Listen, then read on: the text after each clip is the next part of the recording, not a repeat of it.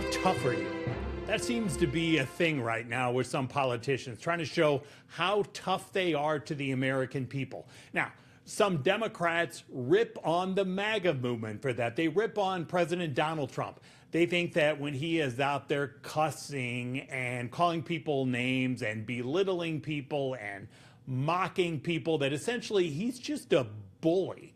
And that is not really the way a president is supposed to act. Now, you have some Democrats thinking that they too need to try to show people how tough they are. So maybe they're out there cussing. Maybe they're calling people names, trying to show that, yes, they can be tough too. Then you have Pete Buttigieg. Thank you so much. It feels very, very, very good to be back in Iowa. This is the state that taught me that you could put a pork chop on a stick, that you could put a fried bacon ball into a BLT.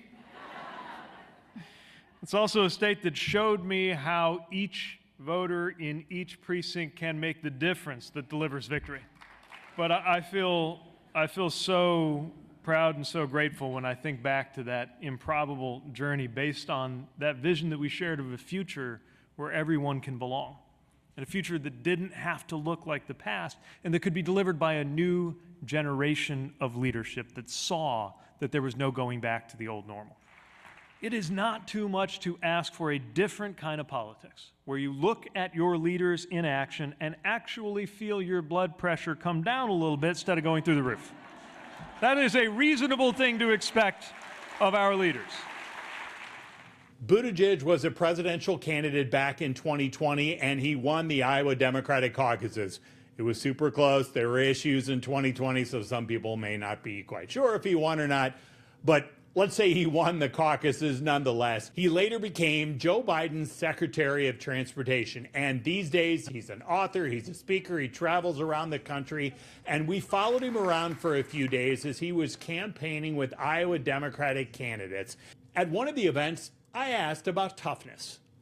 I mean, I think I am tough because I've done really hard things, challenging things. I've stood up for my neighbors, but I might do it with a softer tone of my voice. The goal is always to achieve the goal and to do the work and to get the outcome, and that it means bringing people together and finding ways to connect with folks so we can see that we have a lot in common and these are common goals for all of us.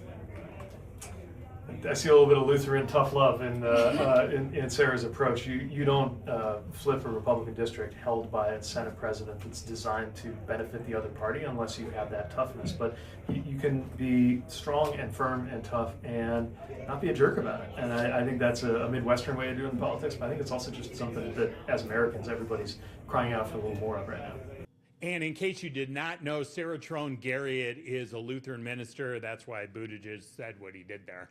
Now, Buttigieg is also encouraging Democrats that when they are out there campaigning, they have to be about more than just opposing what Trump has done.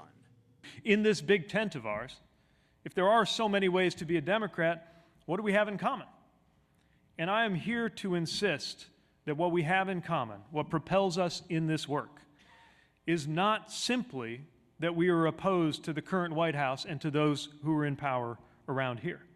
We are, of course, opposed to everything that they're doing wrong. But that's only part of it. We're also here to offer a vision for how much better things could get. That's why we're asking Iowans and Americans to vote up and down the ticket for Democrats. Okay, now the question that Buttigieg will get, or anybody else of his stature, when they come to Iowa. Iowa Democratic caucuses may or may not ever be what they once were, but still there is that question when Buttigieg comes to the state. Is he thinking about 2028? Here's how he answered that. Well, already have a lot of great friends in Iowa, and it's been fun to reactivate some of those relationships in the service of the ticket that's on the ballot right now in 26. I'm super focused on this year's election. The future will come, but right now we got a very important set of elections in front of us right now. So are you ruling out a 2028 White House run? Nope. So Buttigieg 2028, it's a maybe for now, but What did you expect in July of 2026 for Pete Buttigieg to say about looking ahead to 2028? That is a look inside Iowa politics.